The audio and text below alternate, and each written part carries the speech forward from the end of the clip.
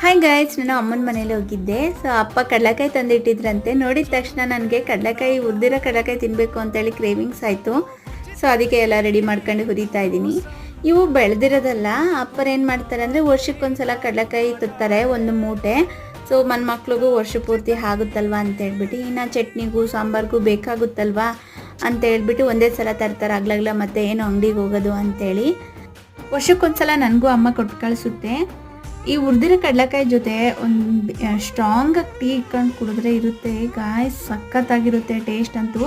So ಅದ್ರ ಜೊತೆ combination ಆಗಿ ಕಡಲೆಕಾಯಿ, ಹುರಿದಿರೋ ಕಡಲೆಕಾಯಿ ಹಾಗೆ ಅದ್ರ ಜೊತೆ ಟೀ ಕುಡ್ಕೊಂಡು ತಿಂತಾಯಿದ್ರೆ ವಾವ್ ಆಸಮ್. ಒಂದ್ಸಲ ಟ್ರೈ ಮಾಡಿ. ಇದು ಎಲ್ಲ ಕುತ್ಕೊಂಡು ಕಡಲೆಕಾಯಿ ತಿನ್ಕೊಂಡು ಟೀ ಕುಡ್ಕೊಂಡು ಎಂಜಾಯ್ ಮಾಡ್ತಿದ್ರೆ ಪಾಪು ಏನು ಮಾಡ್ತಿದ್ದಾಳೆ ಗೊತ್ತಾ, ಕವರ್ ತಂದು ಕಡಲೆಕಾಯಿ ಎಲ್ಲ ತುಂಬಿಕೊಂಡು ಬ್ಯಾಗಲ್ಲಿ ಇಡ್ತಿದ್ದಾಳೆ, ನನಗೆ ಬೇಕು ಅಂತ ಹೇಳ್ಬಿಟ್ಟು. ಎಲ್ಲಿ ನಾವು ತಿಂದಾಕ್ತೀವಿ ಅಷ್ಟು ಅಂತೇಳಿ. ಸೊ ಗಾಯ್ಸ್, ಅಷ್ಟೇ ಇವತ್ತಿನ ವಿಡಿಯೋದಲ್ಲಿ ಸಿಗೋಣ, ಬಾಯ್.